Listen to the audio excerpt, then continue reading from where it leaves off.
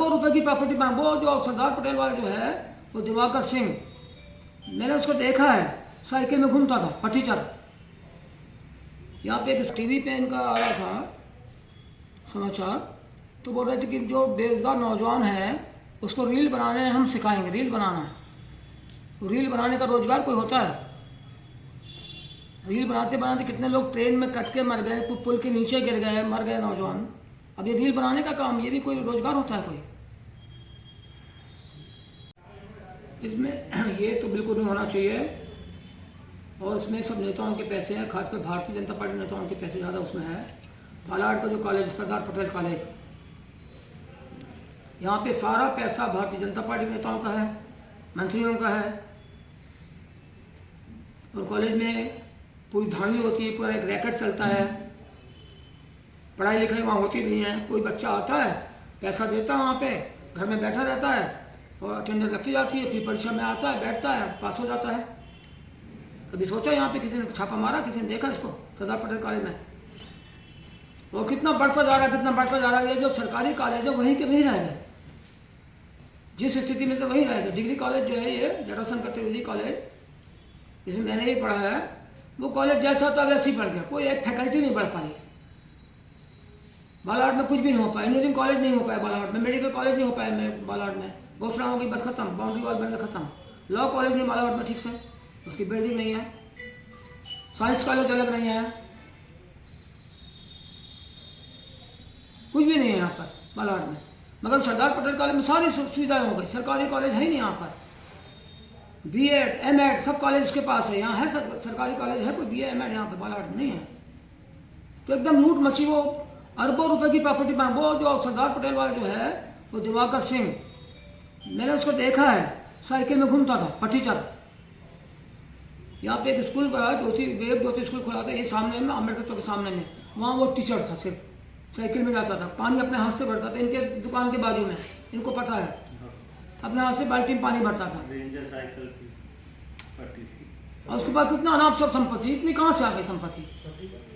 ये private college जो है ये लगातार बढ़ रहे हैं, पूरे देश में ये हो रहा है। 62 बैयर के पास में एक कॉलेज बना दिया उसने अभी, और एक कॉलेज बन गया उसका। हॉस्पिटल खोल दिया उसने यहाँ पे, गायखोरी में भी हॉस्पिटल भी खोल दिया, वो चिकित्सा क्षेत्र में भी घुस गया वो।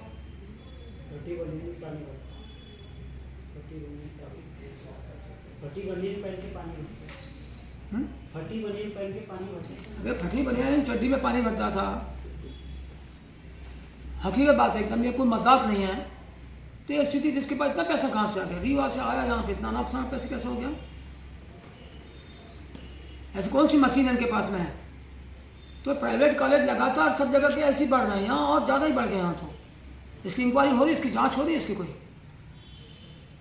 क्योंकि सब बीजेपी के वालों के शेयर लगे उसमें, सबकी पार्टनरशिप उसमें है, सबका वरद हस्त उन पे हो रहा जांच इसका।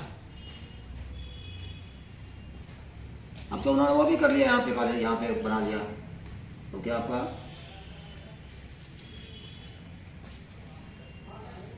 ये जो नर्सिंग, वो भी वहीं हो गया, सब नर्सिंग भी सब कर दिए वहीं पे।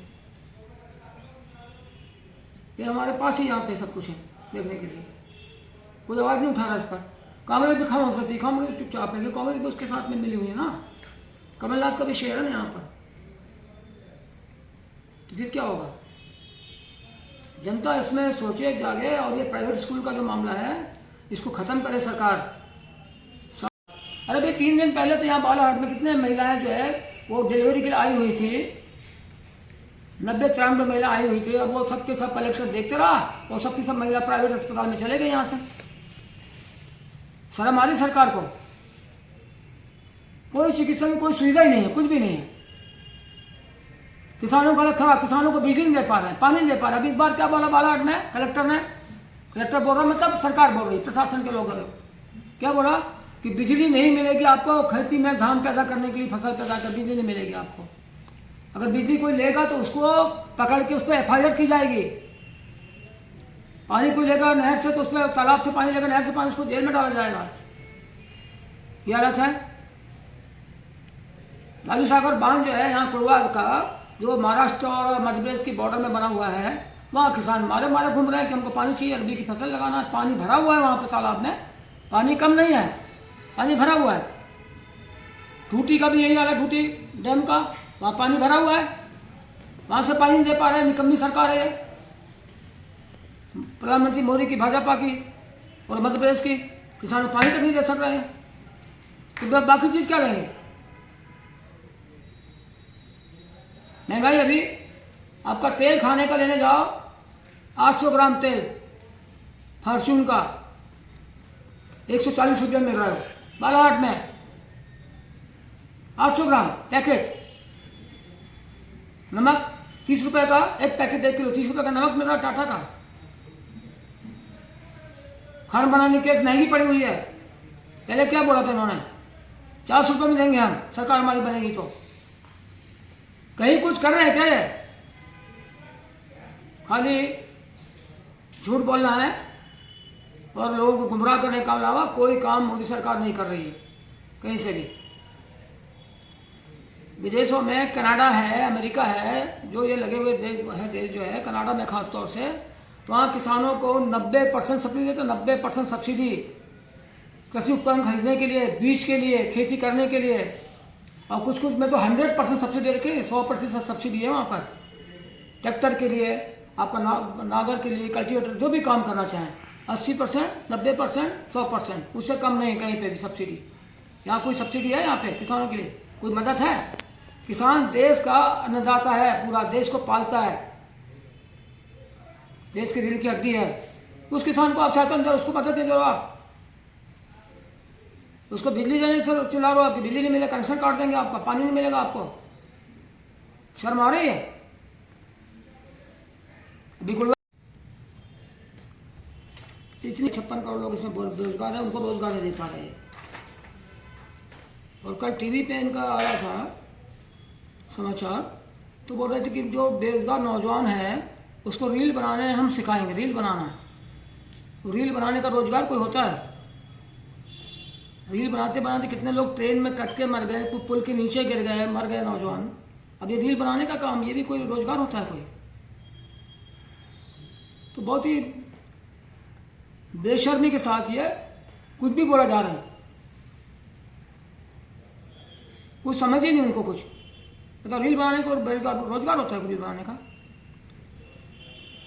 जब इन्होंने बोला था, क्या बोला था उन्होंने, हर साल हम 2 करोड़ लोगों को रोजगार देंगे, 2 करोड़ को रोजगार बोला था, नहीं मिला रोजगार।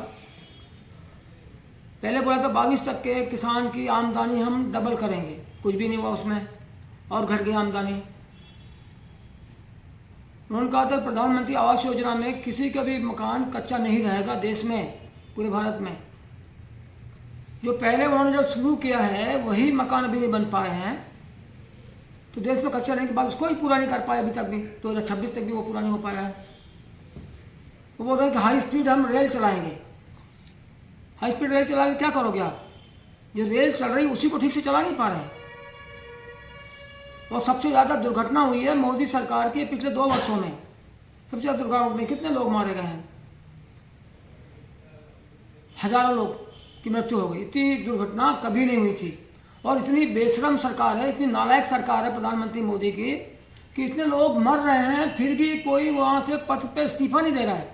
न रेल मंत्री इस्तीफा दे रहा है, न कोई मंत्री इस्तीफा दे रहा है, न प्रधानमंत्री उस पर कुछ कर रहे हैं।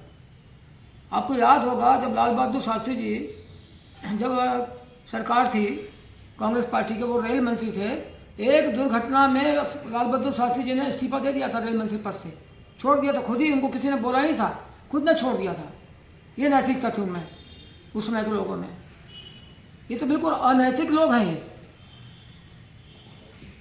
ये बेईमानों की सरकार है, झूठ बोलने वाली सरकार है, गुमराह करने वाली सरकार है लगातार।